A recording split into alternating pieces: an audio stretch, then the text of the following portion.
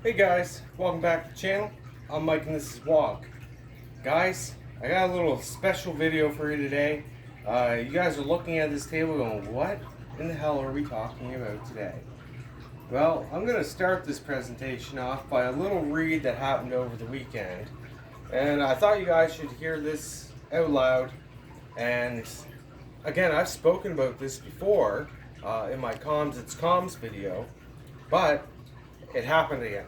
So, and this one was a bad one. So I'm going to explain to you what happened after I read this article, and what you have in front of you is some of the things you should probably be thinking about when you do these things. Alright guys, here we go.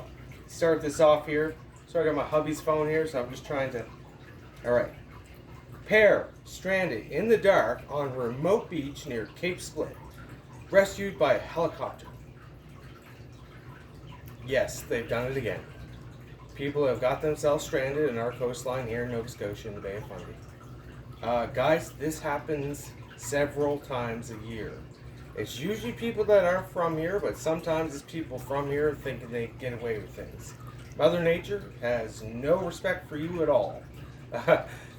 So, that being said, 2 women and a dog were plucked from a remote beach by a military search and rescue helicopter Thursday after becoming stranded in the dark near Cape Split, a Nova Scotia backcountry hiking area along the Bay of Fundy.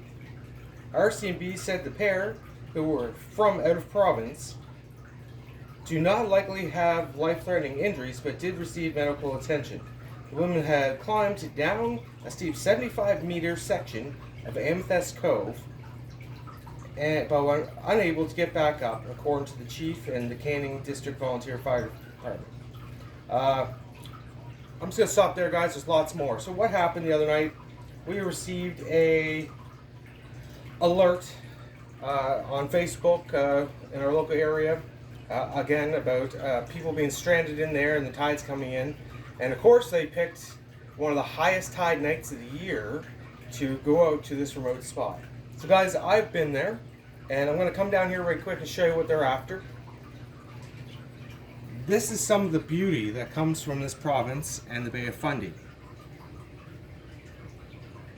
So Sarah and I tumble our own rocks, and we collect amethyst and stuff from our Amethyst Cove and Scott's Bay and other hidden spots that I'm not going to tell you about.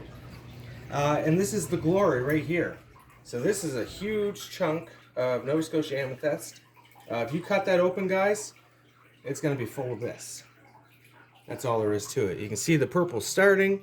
When you get to this hump here, there's going to be a bunch of that inside of it. And that's what everybody's after. So it'll be similar to what you see here. This is just an incredibly large chunk of it. This is a 1 million shot to find something like that, okay? I did an overnighter, and I collected almost 20 pounds of amethyst and spread it amongst my family because we all are rock and crystal lovers here. I know I sound like a hippie sometimes, guys. I kind of am, but I'm in woodland camo. I know, it's weird. It's weird. Anyway, we also have an abundance of beautiful, rare sea glasses and stuff. I thought I'd show you those right quick. So some people are after this. Some people are after the rocks. And that's about it. So they're willing to put their life in jeopardy to have a chance to collect some of this stuff. Guys, this is a 3-dimensional, 3D printed rendering of Nova Scotia. In case you guys don't know what our province looks like.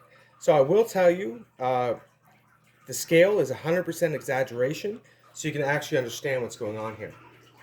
So Sarah and I are from right here in the valley. This particular side of Nova Scotia is a tectonic plate that was rammed up and created the North Mountain, or the South Mountains. Guys, this is the North Mountain, and this is a volcanic stretch of land, similar to Hawaii, where the volcanic plate moved along and left these mountains. And they're high, guys. They're quite big. It's quite a feat to climb in or out of these particular areas and stuff like that. So again, yeah, this is Cape Split. What I spoke about right there is this very pivot point on the end of this volcanic mountain range. So this volcanic mountain range has left us everything from amethyst to the most beautiful agates you can find. Guys, you can go to a beach around here called Scott's Bay and just wander up and down the beach all day collecting beautiful ribbon agate, banded agate, you name it. There's beautiful stones, and again, Sarah and I actually tumble our own sometimes just to have more and more of stuff. And I showed you some examples. There's chert there. Uh, Actually, right along here, guys, on the opposite side here, our Native Americans used to sit there and make arrowheads and knife blades and all that kind of stuff. There's actual historic points you're not allowed to be in where they did that, and you're allowed to be there and not allowed to collect from those places. But I was up under a uplifted tree, camping out, and right around the uplifted tree that was off the coast, about 50 feet in, you could tell several people were sitting along there hundreds and hundreds of years ago because there was chert, which is a rock that you break to make uh, blades and arrowheads and stuff like that, guys. It's similar to obsidian, and yeah, there was shards of it everywhere around this one tree. Because it got pulled out of the ground, you were able to see where they had been sitting for and going back to hundreds of years or thousands of years. We don't know, but there was all these shards there where people have been sitting there making tools for hunting and gathering, right? So that's kind of cool. Regardless of that, that's actually where I found this giant chunk, short, right beyond that point. Because again, you're not allowed to be there. There's lots of places around here you're not allowed to be because of this kind of stuff. And guys, you're not allowed to dig it out of the mountainside. We have laws here about that kind of stuff. So you're supposed to wander along the beach and see what you can find. So that brings me to Amethyst Cove. It's the most notorious spot around Nova Scotia to collect amethyst, hence Amethyst Cove. It's also the most dangerous spot to collect stuff. These two women and a small dog are just an example. We've had people die there. These ones made it. It wasn't looking good in the early hours of this whole thing, to be honest with you. The tide was coming in as one of the highest tides of the year. This is the Bay of Fundy, guys. It's one of the wonders of the world for a reason. You go at one point in the day, and it's a beautiful, muddy beach full of shells and stones and whatever you want, and it goes for hundreds and hundreds of feet. You go later on, and it's 30 feet up the cliff behind you. Our tides, twice a day, fill 30, 40, and 50-foot areas with water, okay? This is huge tonnage of water that comes in and out of these places. If you're not from here, you don't understand. And it's so dangerous because of all the little ins and outs. So along here, you can barely tell on here, there's lots of little bumps, right? Those are ins and outs. So what normally happens, people go down into an area like this, they go around into a cove, not realizing that the tide's going to hit the peaks first. And by then, you're nipple deep in water, and this is the winter here, and it's freezing cold water, like beyond freezing. It doesn't freeze because it's salt water, but it is so cold that it takes your breath away. So both me and my partner have both been caught at different points in similar areas. For me, I was actually caught down in this area once, down here in Davenport, right down in there. And what had happened is I went around a bank, and we were searching for sea glass, had a bonfire and stuff, and next thing the water's at our ankles. It was too late. It was already hit one of the points coming out, the further points out, and there was no getting out back to the beach. You have to climb sheer faces of cliff faces and stuff that are very sandy rock. It's not safe. It's not easy to do, and of course climbing's not for everybody. Most people aren't in shape to do that kind of stuff, right? Luckily, me and my friend that went in there, we were both in fantastic shape, climbed our asses out of there, and thank the good Lord that we made it that day. My girlfriend has been out with her children before, and at a beautiful sandy beach we have around here, it has cliff holes and faces and stuff like rocks to climb on all over the place. But again, the same thing happens. It comes up to one of the further out peaks, you get trapped, and as she said, she was waist high in the water, being pulled back by the riptide. Ugh. And it's just insane how quickly this stuff happens. So Sarah had to deal with all of her children and her being stuck in this situation with water to her height and in mud, because it's silty mud that happens, right? So it's very dangerous. So let's get to the point. Lots of stories. I just thought I'd bring that up because I did talk about it before. So before you engage in these activities, guys, there's a few things you have to do. You have to being from here really helps to understand your tides and stuff, but twice a day, the area is going to fill up. One of them is usually higher than the other one. Nobody knows which one it's going to be, but one's usually higher than the other. And we do have a tide table here. You can go on the internet or listen to a local radio station. It'll tell you when these things are happening. Pay attention to them. So the first tool you need is a watch. You need a watch with an alarm to tell you when high tide's coming. You should set your alarm a half hour before high tide ever thinks of coming. If you're lucky, that'll be enough to get you beyond the further peaks out into the water. Your cell phone will work, guys, but most of the time we're taking pictures or we shut the alarm off. The second tool you need is some brains, not to push your luck. So a lot of the times what happens with these people is they think they got a little bit longer, then they're out of time. And this is what they usually report, is that we thought we had time to get out, and it's like, don't push your luck. You're lucky if you have enough time to hike into this place. It is quite a hike. It's quite a treacherous walk down the hill, like you have to climb down a rope. It's quite a hike to get to the spot. You have very little time there most of the time, and you have to start heading back. They don't do that. They think that they're going to walk up and find a huge piece of amethyst sitting on the beach, and when they don't, they keep looking and keep looking and keep looking, and then they're stranded. So, the first tool is something to tell the time. Second is to have the brains to actually follow that tool. The third tool you need is some kind of signaling device, because if it's too late, it's too late, guys. So what happened with these ladies is they yelled up a hill because there's no signal out there. They had to yell up a hill and hope that somebody was up there, and if somebody did find them. And then they used their cell phones to call 911 for an emergency rescue. The worst of it is, this is the middle of the winter here. They shouldn't have been in there in the first place. It's a treacherous hike on a beautiful summer day.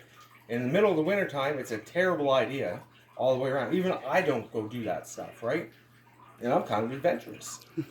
That being said, guys, you need some signaling devices. I don't care if it's an orange bandana, a mylar blanket, got some road flares here, or marine flares, waterproof ones, right? They're technically better. You have to be able to signal to where you are. Because even if you call the chopper, they don't know where you are. Now, if you got one of these little bad boys, this can save you a lot of trouble. This is just a small GPS unit. It's going to tell you your exact location. And what works better with this than anything else is a small ham radio. Again, in this country, guys, you have to have a license to operate a ham radio. In an emergency, they'll give you a pass. So you tune into your local station, away you go, right? You call out, they'll contact someone for you, and that's in case your cell phone isn't working or your battery's dead. Maybe your phone just overheated. There's lots of reasons our cell phones don't work, right? So you should always have these kind of things, guys. Mine actually has maps of my province and all the parks and areas and stuff, and would give me exact coordinates. I would know how long I had to get out of the areas and stuff too, right? So these women and this dog got stuck into a small cove, which luckily for them had a small wooded area they were able to climb up onto and keep themselves until search and rescue could actually get them out of there. This was hours, guys. They were this close to getting hit by a huge tide that definitely would have killed them. There's no two ways. You can't survive the Atlantic Ocean in the wintertime here. It is freezing cold and the tides are treacherous. They pull you underwater in seconds. It's dangerous, right? So again, guys, even something like this. This is a bear banger kit inside of here. And of course, with bear banger kits, you can get flares and all sorts of different like comets and stuff. Even something small like that could save your life. It could at least let them know where you are, right? So before all that, before you need to signal or call for help or a rescue situation, you should have some gear. And I'm not telling everyone to bring mountain climbing gear with them when they go on walks on beaches. Again, I made fun of that in the comms. It's comms. Like maybe you don't want to bring a ham radio and a GPS unit with you. I don't know why you wouldn't. If you have them, you should.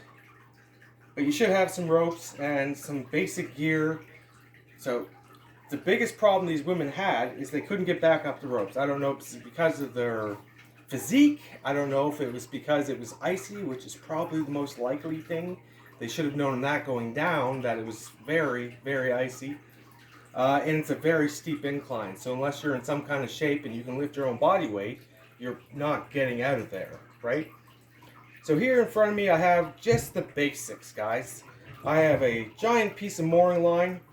This is at a size where you can just hand this, you know what I mean? You can climb up this with your hands. This is 70 feet, I think Sarah and I measured out to, which would be about enough. So you set your own line going in a place that you can actually manage and stuff. The one that's there is in this treacherous little gully, like it goes up like this. And again, it's full of ice and snow and everything like that. Nobody's quite sure what they were thinking and why they went down there, right? So here, guys, this is actual climbing line. And I use this generally in conjunction with my pulley here. And this is what I hide my food with when I'm out and about, kind of thing, right? I know it's kind of overkill, but I believe in having some rope with you. You never know when you might have to climb down something. And that being said, you should have your basic knowledge of how to harness yourself up without a harness. You should know how to use a rope to make a system to climb out of things, right? That's all knowledge, and there's different ways that you learn how to do these things. That's up to you. All I'm saying is I know how to take that rope and wrap it around my leg to my waist to use as a climbing harness to get out. Why? Because I've researched this stuff. I'm into this stuff. This is what I do. The problem is everybody that owns a Jeep seems to think they're an outdoor person. And they get in these situations because they think they're outdoor person. They're not actually outdoors people. They don't want to take the time to research and develop their skills. And even me, I churn my head at like ham radios and stuff. I know how to use it for its FM functions and stuff. I also know how to listen to my no weather radio and stuff. But as far as communicating with other human beings on it, unless it's in walkie-talkie mode, I don't know. It's not where I'm at yet, right? I honestly collect gear and stuff more than anything. But I do have basic skills. I am an outdoor person. Maybe you should be when you're attempting these goals and these tasks and these adventures, right? It's just like you don't go kayaking without a life jacket, do you? It's just, you don't go cliff diving or climbing mountains for amethyst without climbing equipment. It doesn't make any sense to me. So again, this is just basic stuff to have, guys. I know it seems like a lot to carry around on a beach tour, but heading to Amethyst Cove is not a basic beach tour. It's a hike, an adventure, and a dangerous place to be. So guys, I'm going to cut it off there. I think I made fun enough of some individuals. And again, guys, this happens every year to us here. All over the province, mainly over on our side, on the Bay of Fundy, because the tide is crazy here. It's the most beautiful thing, though. It's so beautiful when it comes in the dikes and fills them with huge pieces of ice, and they block up, and the water raises higher than the roads.